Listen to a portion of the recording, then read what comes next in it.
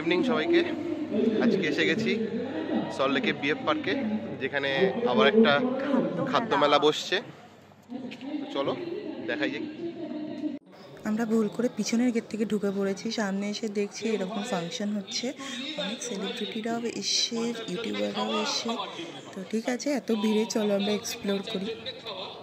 Gate থেকে ঢুকেই ডান দিকে এই সল্টলেক সুইমিং ক্লাবের ফুড কোর্টের দোকানগুলো দেখতে পাচ্ছি। এখানে ম্যাগি, চা, ফুচকা, কুলফি এই জিনিসগুলোই আছে।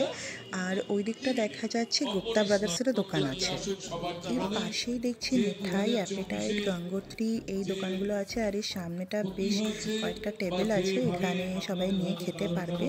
আর ওই দিকটা দেখা যাচ্ছে ক্যাভেন্টার্স, দেন কী বলে এটা, পিঠে ঘর, তারপর বেলজিয়াম ওয়াফেল এই দোকানগুলো আছে। এই লেনটায় মেনলি ডেজার্ট টাইপের জিনিস আর চাটি বেশি আছে। তো চলো এবার ওই লেনটার দিকে যাই।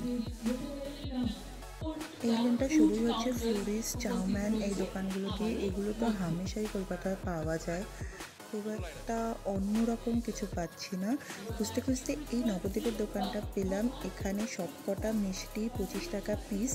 এখান থেকে ভাজা রসগোল্লা, ল্যাংচাটা ট্রাই করলাম, এটা বেশ ভালো খেতে এগুলো।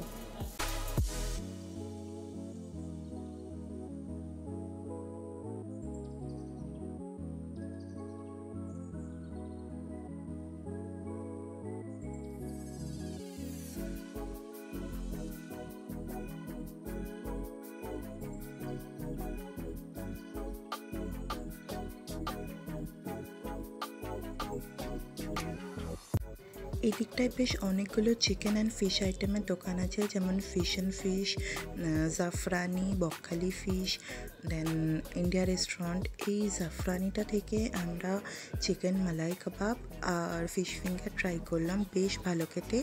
আর দামটা তোমরা এই বোর্ডটায় দেখতে পেয়ে যাবে। সবশেষে কৃষ্ণনগরের এই সরভাজা আর সরপুরিয়াটা ট্রাই করলাম। এগুলো 90 টাকা করে নিয়েছিল আর বেশ ভালো খেতে ছিল। এবার এগুলো খাওয়ার পর এবার বাড়ি যাব, অনেক হয়ে গেছে ঘোরা। লাইক কমেন্ট করতে বলছি না, যদি ভালো লাগে তবেই করবে। দেখা হচ্ছে পরের ভিডিওটা।